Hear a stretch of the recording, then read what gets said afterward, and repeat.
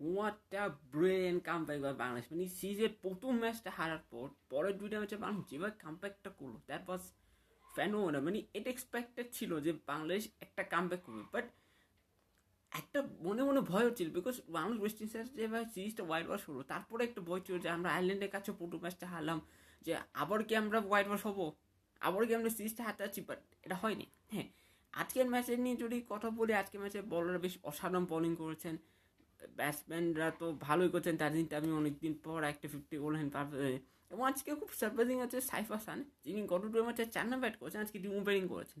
এবং এই টিমের মানে সব ডিসিশন আমার কাছে খুব অদ্ভুত লাগে, যে সাইফ হাসান কোন ম্যাচে 4 রান ব্যাট করেন, তো কোন ম্যাচে ওপেনিং করেন আমি জানি না, আসলে তার পজিশন কিন্তু ফিক্স না। এখন এভাবে যদি চলে, তাই টি টোয়েন্টি ওয়ার্ল্ড কাপে সে কোন জায়গায় ব্যাট করবে সেটা নিয়ে টিম ম্যানেজমেন্ট কনফিউশনে পৌঁছাবে। But at end of the day Bangladesh এটাই অনেক বড় ব্যাপার। So congratulation